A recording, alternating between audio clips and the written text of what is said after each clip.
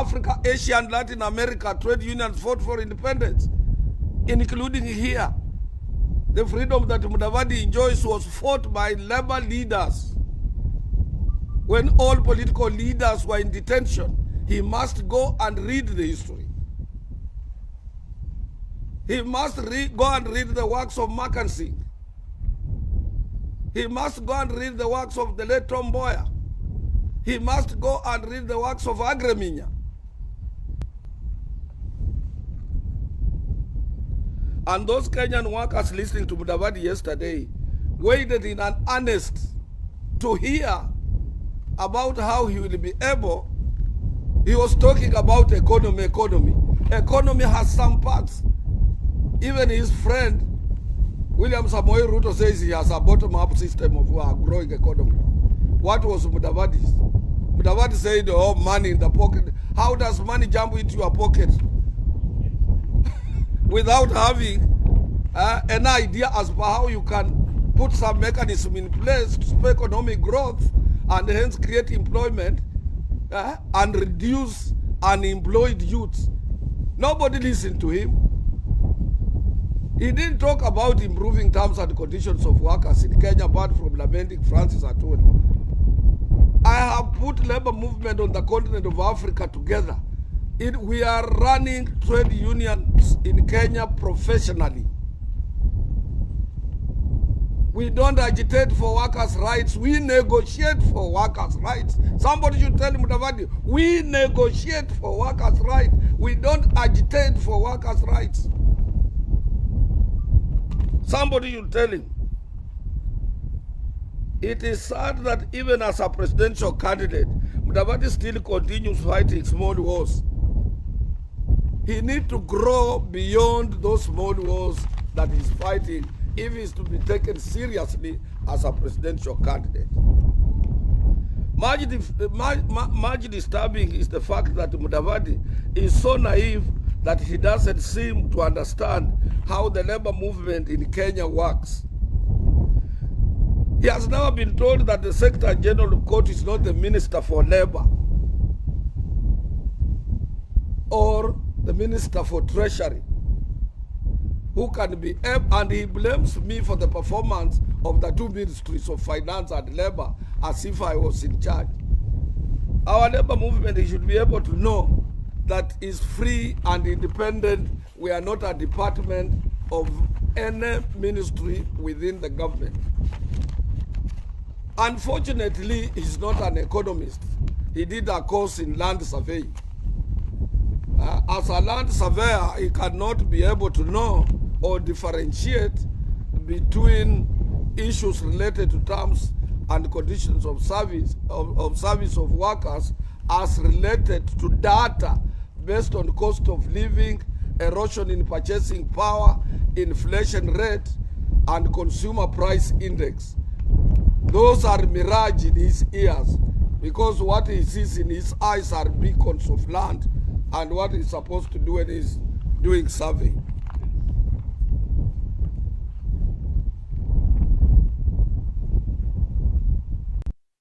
He goes further and he avers that if he became president, he can have some authorities and powers of changing leadership of labor movement in this country. Who will allow him? Musalia he should go and read how we operate, both employers associations and employers organizations, trade unions and governments. We are social partners anchored under the International Labour Organization various conventions. You cannot wake up from the wrong bed of your from the wrong side of your bed and you say, since I'm a president, I want to remove leadership and change leadership of court. We have structures, we have our constitutions. Our constitutions are agreements between ourselves and ourselves. We are not led under a code of conduct of government or any code from any ministry.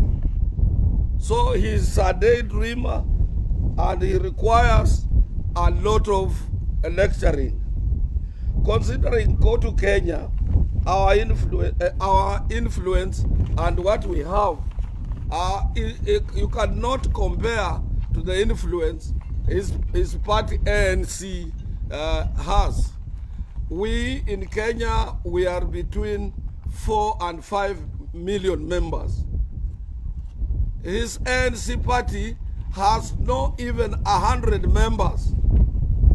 Those people you see as NDC, and I want to thank them, because when they had Mudavadi attacking me, and immediately when Samoei Ruto entered his NDC, most of them threw away those capes of NDC from their hearts, and they were illusioned, and they were unhappy, and I'm happy some went home without picking the 5,000 allowance he had earmarked to give them, because they knew that was not his money. I want to salute them. I want to salute those delegates who refused to take 5,000 shillings that had been donated and brought to them by William Samoei Ruto through ANC Musalia Mudavadi's kiosk.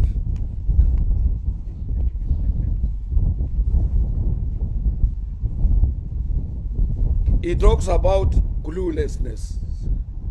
To me, Musalia is so weak and clueless. And if you ask me who is clueless, is Mudavadi. That even if I were to make him the Kotu Kenya Secretary General, it won't take 24 hours before he's removed.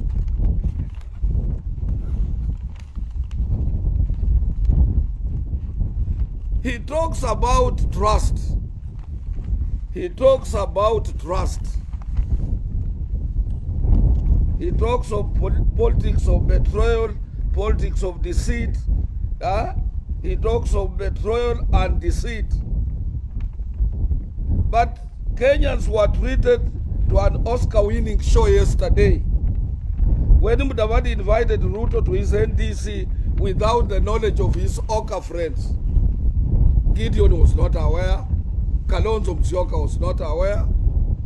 Only Salat, I had alerted that William Samoei Ruto will be attending. Salat, the Secretary General of KANU, did not attend. So who should be trusted?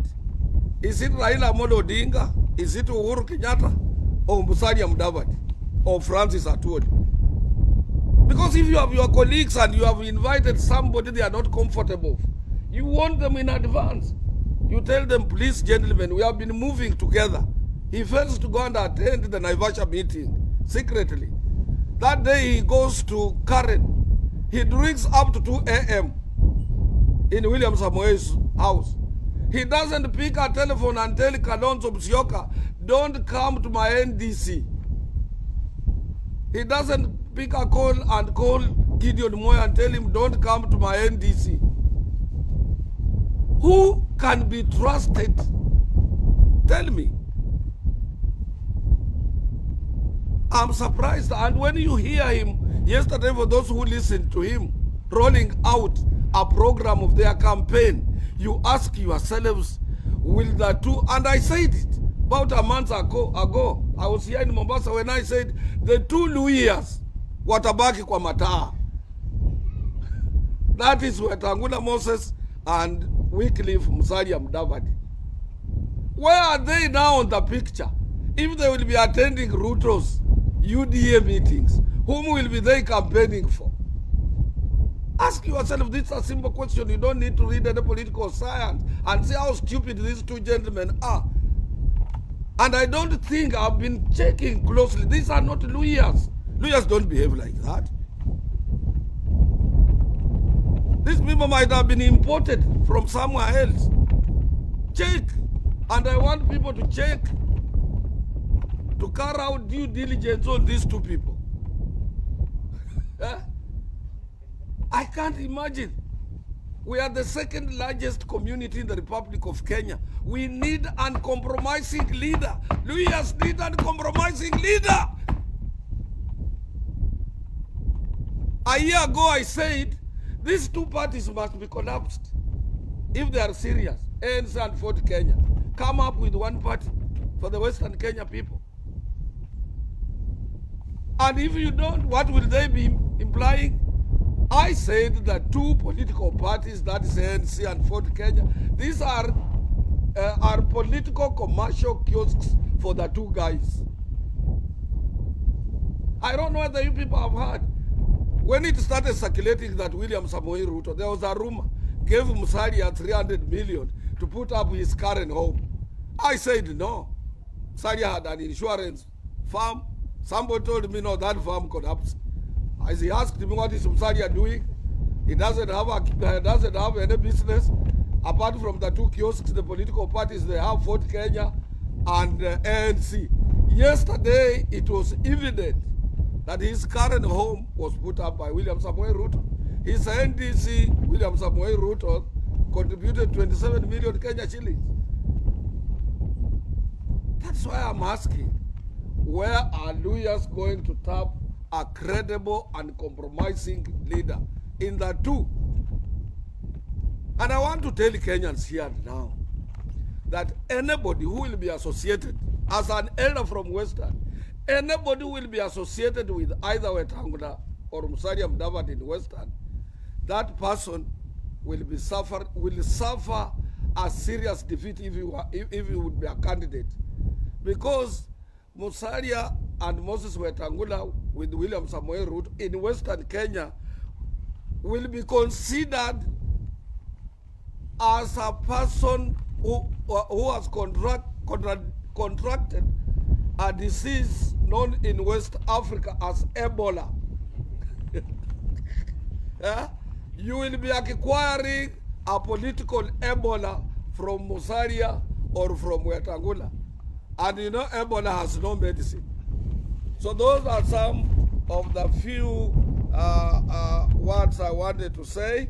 And I want to assure Kenyans that Wycliffe Musalia Mudavadi's speech has no effect on Kenya's labor movement. He has no history. Musalia Mudavadi's speech, when I assisted him to ascend to the Luhya spokesperson, I was a good boy. Court was a firebrand. Yesterday, because I'm not supporting him, and I cannot repeat, because as weak as he is, we will lose considerably. And in his hands, I heard people saying he has pairs of hands. You don't need to have pairs of hands. If there are pairs of hands, then he has 4 hands.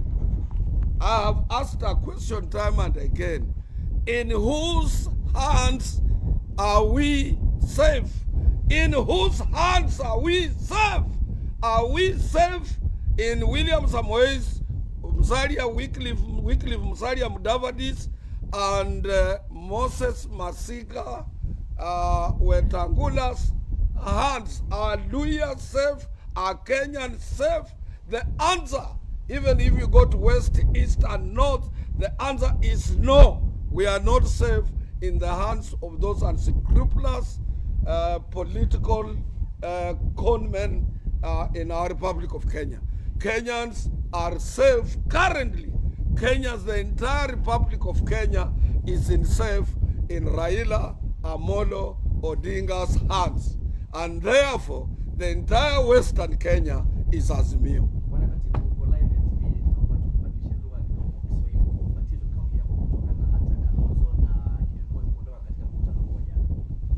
Hii haikuwa mambo ya accident. Mimi hapo mbeleni nilimtafuta Gideon nimwambie nilikuwa nimepata habari ya kwamba NDC ya Mudavadi imekuwa funded na William Samoei Ruto. Na wale walikuwa wanaangalia kwenye runinga jana, yeye ndiye alikuwa guest of honor. Because yeye mkutano ulikuwa wake. Na mngeliona wengi waliohudhuria walikuwa watu wa chama chake. Kwa hivyo kitu Mudavadi alifanya ni kuwauza wenzake. Betrayal. Angeliwaambia mapema, look here, siku ile alikataa kwenda Naivasha. Angeliwaambia, gentlemen, mimi tayari nimeshauza ume wangu. Ameuza ume yake. You know manhood. Angeliwaambia nimeuza ume wangu kwa William Samoei Ruto na msije. Angeliwaambia hivyo.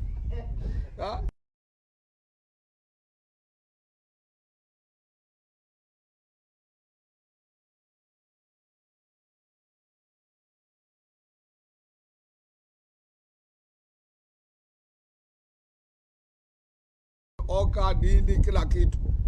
Yeye alifikiria namna gani usiku? Wakati yeye anasema Raila hataki, Azimio is not option. Uhuru is not option. I hate politics of betrayal. Yeye anaenda kulala kwa kitanda yake. Conscience ya Mudavadi iko wapi? Wakati alipokuwa ameuza ume wake kwa William Samoei Ruto. Hata ukiona yeye ni ume, wewe niambie, wakati wanapoenda round tangu jana kila mtu anasema ni presidential candidate. Jiulize kwa hao watu watatu, wanawake ama mwanamke ni nani? Hiyo ni swali unataka kujiuliza, ni nani mume na nani? And that is why Ruto was sitting pretty quiet. Anajua I have married the two sisters. Hakuna mtetemeko ardhi. Mtetemeko ardhi ulikuwa wawili, Waluya wawili, wanaume kuolewa na mwanaume mmoja.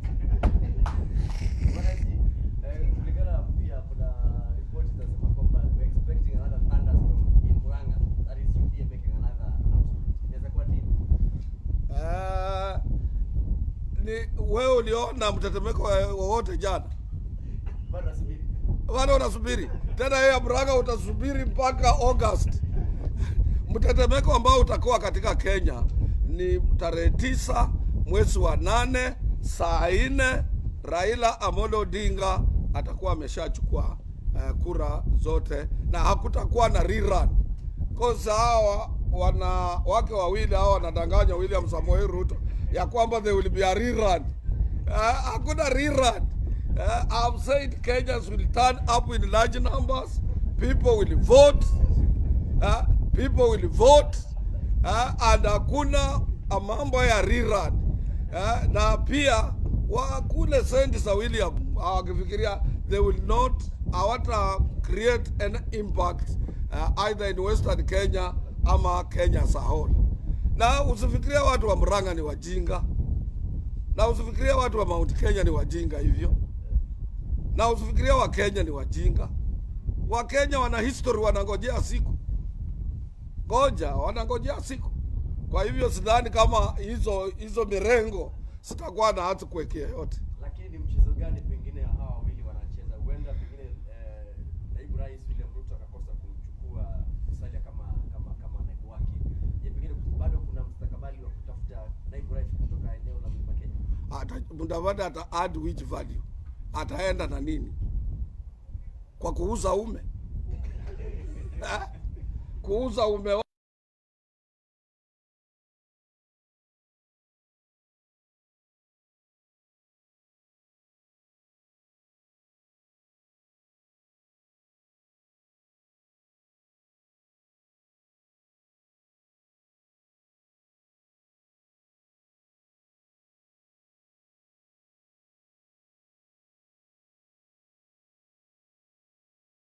It's a big shame ya kwamba if we can trust our leadership in such hands. Yeye yuko free kuchukua kutoka Mount Kenya, hakuna shida. Kwa ajili alianza na hao mapema, amewapromise na hawezi kuwaachia kwa njia. Na hao wote ambao yeye amepromise, vile unavyojua, wengi wanamfuata kutoka Mlima Kenya, haswa wabunge ni wale hawana historia ya Mlima Kenya. Wale watu ambao wana historia Mlima Kenya hawaongei. Lakini ikiwa hivyo akachukua naibu kutoka Mount Kenya na Musalia hatimaye itakuwa pia kuangalia siasa. Mimi nimekuambia hawa wameuza ume. Mwanamke